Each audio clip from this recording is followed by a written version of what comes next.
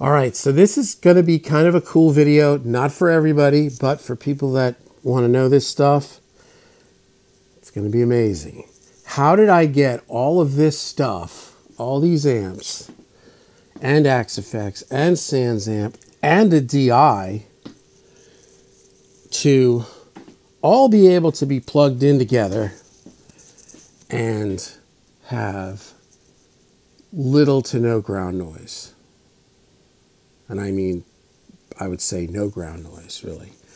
Really, really clean power. So the first thing and all these pedals too, the first thing I would say, I'll start with the amp switcher. This is the radial headlight. This is a pretty amazing piece of gear. I don't know how much it costs, maybe $200, but you know, Radial, everything Radial makes to me is amazing, and it is built like a tank. And basically it's got 4 inputs, and it's got one input, like your signal in, and then it's got 4 outputs to 4 different amps. And it also has a tuner out. So the way this is rigged together, I've got it starts here. 1 is the Mesa, meaning it's this Mesa cable right here. It's just called Mesa.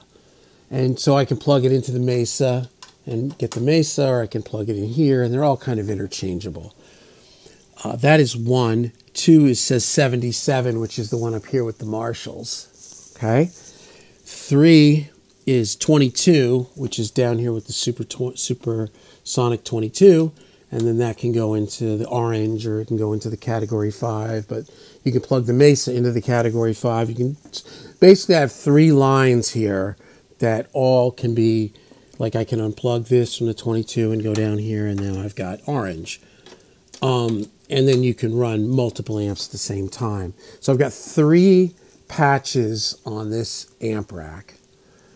And then 4 goes straight into Axe-Fx over here, and then there's a tuner out that goes into the tuner. And I believe that, I don't know how I'm getting into, I can't remember how I'm getting into the DI. I think the DI is coming, whoa.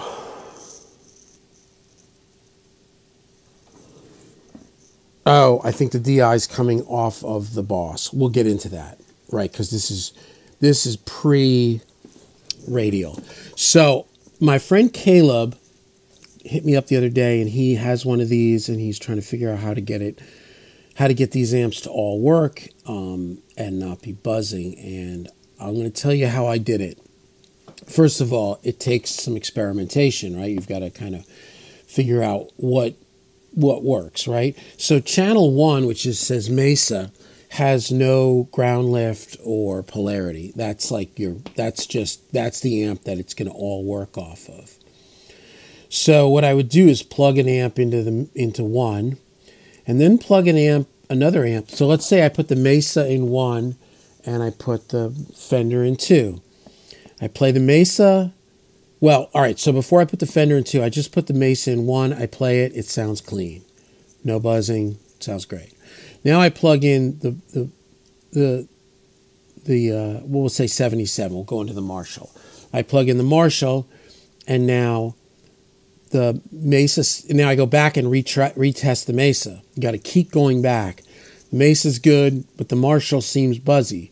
Well, there's a lift switch here, so if you lift the ground, then the Marshall sounds great. But now if I go back to the Mesa, I got to make sure the Mesa still sounds good. So in this case, let's just say the Mesa still sounds good. So now I've got a Mesa and a Marshall.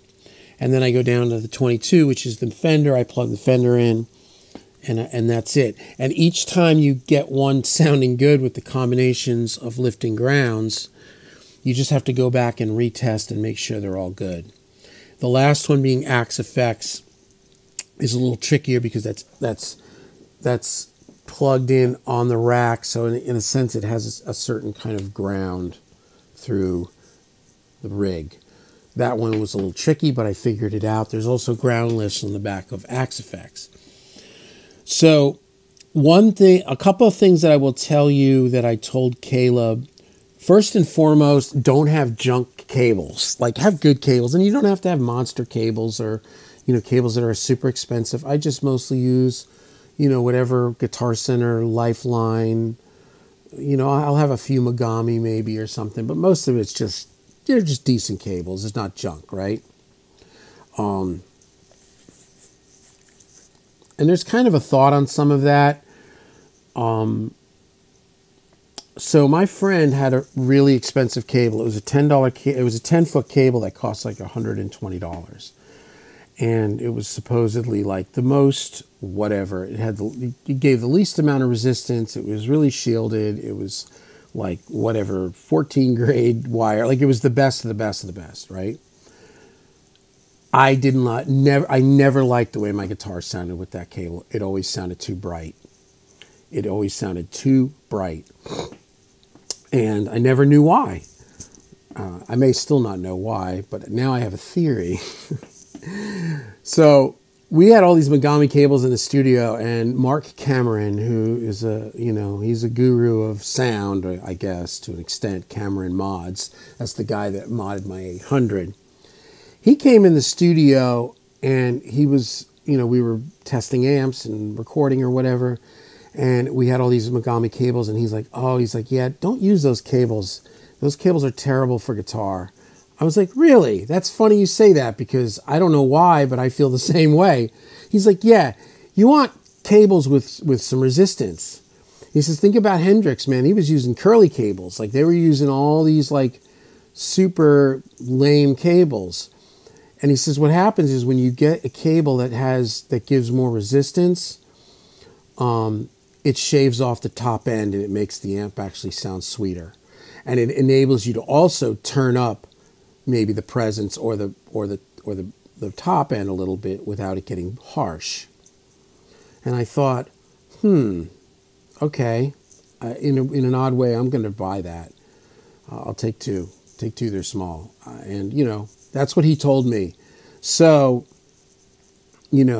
as for having to, buy, $1,000 worth of Gepco cables or, whatever, Megami Monster high end, that's cool if that's what you're into, but it doesn't have to be. They just have to be solid cables, the Lifeline or, whatever. Anyway, so that's that. Now, getting all this to work, when I first started getting this all down about 2 years ago when I got that, I had all the pedals in a row. I had all the pedals in one long row. And I got it to sound, it was good, but I mean, and there you got like a lot of resistance. And also you've got, I guess each pedal can like lose volume or signal. And then at the end of the pedal, they add some sort of a chip that adds signal back. So they kind of can get a little bit messy. But the thing, like, I had them all in a row, and I was, I'm a follower of Tim Pearson, and from what he said, he says, yeah, I just have all my pedals in a row in the front end. It's like, all right, well, geez, I mean, this is Tim Pierce, right? But I did notice that, like, I was liking the sound better when I would go, like, straight into the headline or headlight, and I mean, it was a lot better. So what I ended up doing was figuring, well, maybe I can split out my pedals. So I bought this thing, and let me see if I can pull it out so y'all can see it. This is a Boss something. I can't see what it's called. It's like a CS5 or a S. I can't see it, but basically your guitar cable goes in, and then it's got a bank of 5, like you can engage loops, basically. So, and then it's got a tuner out, which is what I think I've got going into the tuner, and then I think coming out of the tuner is what I've got going into going into the Sans amp. And that was how I got all that clean. The Sans amp made it more challenging to get it to be clean, but with every problem there's a solution. You just gotta stick it out. But anyway, so I got this guy, and what I did was I didn't I don't need, like at one point I had a splitter or whatever they call a looper pedal thing by Keysman, and it was like 11. It was like 11 stereo outs. It was when I had that massive board in Raleigh, and I had like 1 or 2 pedals on each of them, and I was like, I don't need that. I just want to get them all. I want to be able to go straight in to the amps and then just bring them in blocks. So you'll see the first one is F, which is floor. That will bring in like my octave and my wah and my gate and my volume pedal. The second one is H9, which will bring in 2 H9s. And the third one is EQ, which EQ is EQ and the Cali 6 compressor. And then the fourth one is OD, which is overdrive, which has all the, whatever, Maxon and the Klon and the OCD. And then the final one out. And they're in order, like as you would set them up optimally in a pedal board. It's effects, which is up here, which goes from modulation to my 2 echo pedals, Memory Man and Echoplex, and then I go finally into the Big Sky.